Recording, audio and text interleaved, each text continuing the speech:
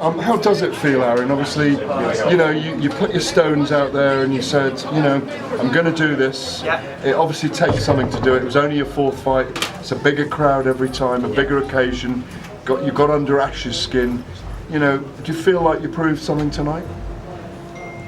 Do you know what it is? All I can say is I train hard. I train as hard as anyone. Just because I come from Geordie Shore doesn't mean that I don't train and I'm not a good fighter. I train as hard as any of the guys in my gym, from UFC all the way down to the lower level. We've got a cracking gym, and as you can see, hard work paid off. Took a full knee to the face and got up and a few counters as well. Yeah. The other thing I'd ask is, I was on the desk with Chael and I said, you know, him and CM Punk will be, you'd mentioned it before as well. Obviously he's in another organisation, but Chael said, oh no, CM Punk would destroy him. Do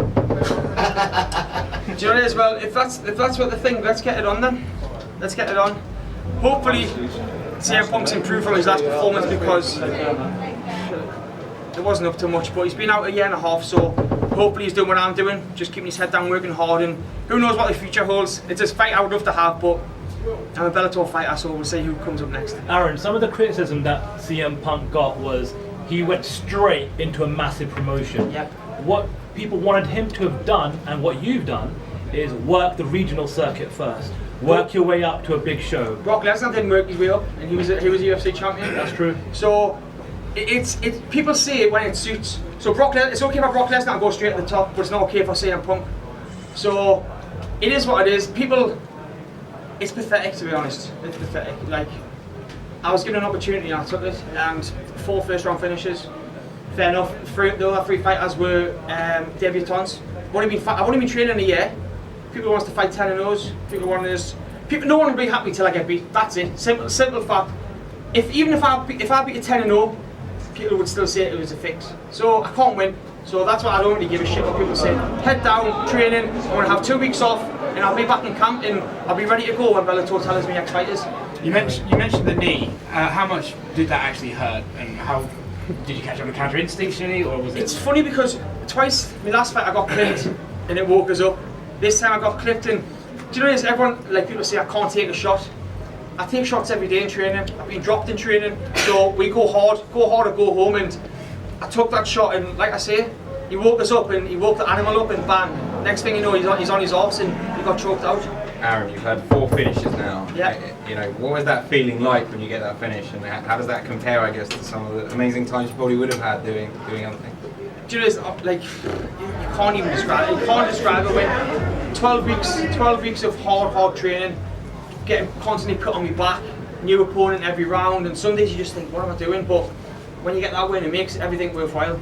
There's been a lot of back and forth in the build-up to the fight, and I could see at the end that you were trying to show him a little bit of respect. One of the things that he said in the build-up was that he would quit because he'd no longer be able to show his face on the street. Looks like he's going into hibernation then, doesn't it? I was about to say, do you feel that, is there a sense of kind of like sorrow for him, or could you not? Do you know it's a fight game. If he had done that to me, would he be like remorseful? No, he would be shouting his mouth off standing here, saying I fucking told you I was going to do it. So in the build-up, I kept quite quiet. I let him shout his mouth off because I knew I was comfortable in my training camp. I knew what I could do. As soon as I put one on his chin, stiffened him up, and then I just jumped on top of him. And one of the things that you've said consistently is where you want to be heading next. Is Baby Slice definitely one that you'll be pursuing and pursuing with vigor for your next opponent? Do you know what it is? I don't pick the fights. I don't pick the fights. Scott Coker picks the fights. I'm a Bellator fighter now, so whatever path he chooses, whether that be Baby Slice, whether that be an English fighter, American fighter, I'm gonna say yes. I don't say yes or no. I don't say oh I want him or I want this. I've got my eyes set on Baby Slice, but if Scott said, why are you fighting this kid, then that's who I'm fighting. Aaron, you've said a few times during the course of this 5 minutes that you're a Bellator fighter. You've been very specific about that. Bama earlier today tweeted out a picture of you saying good luck to all of the Bama fighters competing. All of the former Bama fighters. So that is official now. You're no longer. Yeah, I'm a Bellator fighter now, going forward. And like I say, I appreciate Bama for everything they've done, but Bellator, big organisation, and you've got to grab everything with both hands, and that's exactly what I've done. And once again, proved tonight that I'm not just some kid off Geordie Shore that gets pissed. And one of the things you are doing, which is pioneering, obviously, we haven't seen it before, is MTV are showing this event, and certainly your fight on Monday, I think it is. Okay. What about taking yourself over to America for a fight at some point? Well, that's always the dream, isn't it? Like, America's, it's the biggest. Like, some of the stages over there are amazing. But I'm just keeping my feet on the ground. Whether if the next fight's in England or Ireland or wherever they tell me I'm fighting, then that's where I'll be. But the plan is to go as far as I can possibly go, and that obviously is in America. And like I say, I'm 31 tomorrow. Still got a good 5, 6, 7 years ahead of us, and I'm enjoying every minute of it. So I'll keep cracking on. When do you see the be in the Aaron Chalmers business? I hope so.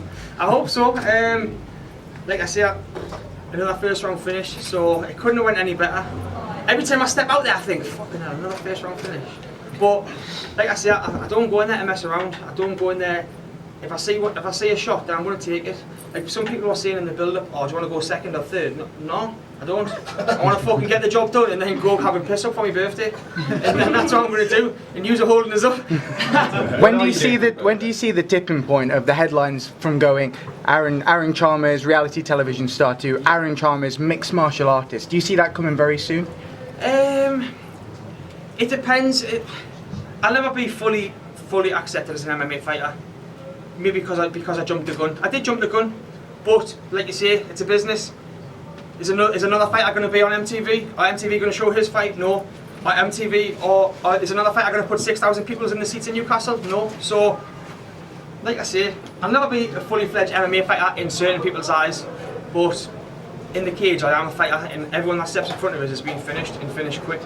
Aaron, you said that Scott Kaiser makes all the fight decisions. Yep. But based on that performance now on the Bellator stage, do you feel as though you've earned the right to headline a Bellator event?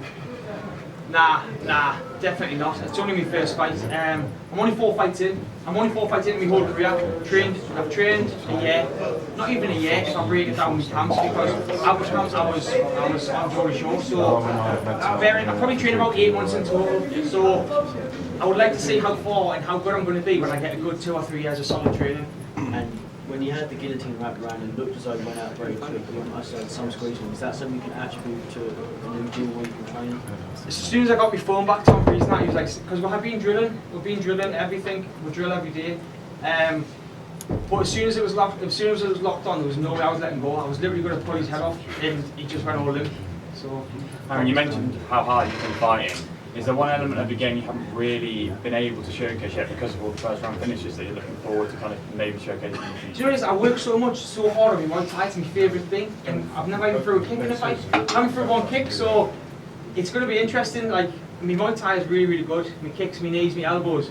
I've never had a chance to use them. So, like I say, back to the drawing board, back to the gym, and I'll keep grafting away. Aaron, how are you keeping yourself in the middle here? How are you keeping yourself level-headed after registering 4 impressive first-round stoppage victories?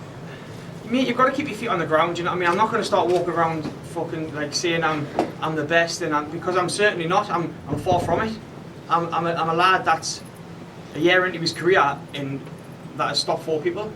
But keep your feet on the ground, and like I've said, just take everything that comes to us. So take my next fight and I'm just going to keep working. That's all I can really say. I'm going to keep working hard and hopefully keep improving and keep knocking people out. Aaron, yes? This is the biggest fight card that you've been on, and every fight that you've been at, your kind of fellow Geordie Shore castmates have been there to support you. How has that been, and how was it tonight?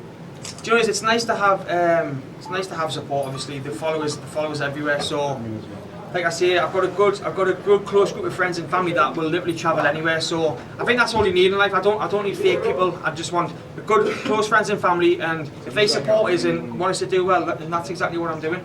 One more question, yes. And you say that you're going to take 2 weeks off and get right back to the gym. Do you have a timetable for when you'd like to fight again? Was it looking?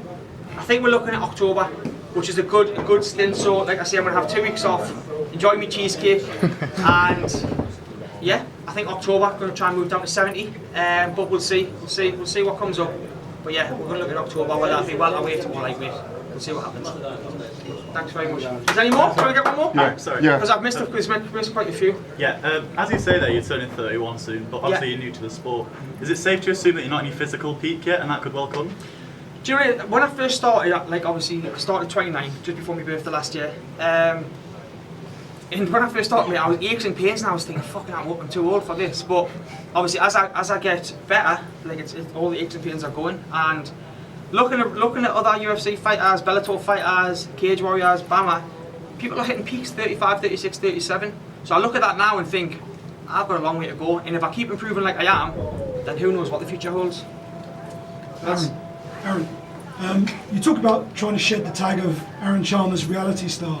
The thing is, I'm not asked about shedding it because if it wasn't for reality star name tag, then I wouldn't be standing right here right now. Yeah. So it's like people say, oh, do you want to be this? At the end of the day, reality is what made us, and now I'm transitioning to MMA. So whether I'm Aaron MMA fighter or Aaron the Joey Show, it doesn't really bother us, that little name tag. The question is more of you can obviously build off that in this part of the world where you are a name, you are known, you are selling tickets in arenas. So if Bellator come back to the UK, it makes sense for you to be on those cards to build you. But for you personally, growing as a mixed martial artist, how much more important is it to you to perhaps broaden the horizons, get over to America where perhaps you won't get that same push because of the reality TV background, and you'll be viewed perhaps a little bit more just as a martial artist? Like I say, if Bellator wants to fight in America next fight, I'll snap the hand off. Anywhere they tell me to fight, I'll fight. England, anywhere. So America's the plan, and that's where I'm going to be aiming for. And I set my heart.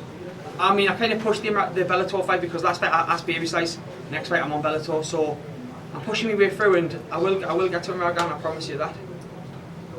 Can I enjoy my birthday now? Yes. That's my fucking mother. Thanks very much, everyone.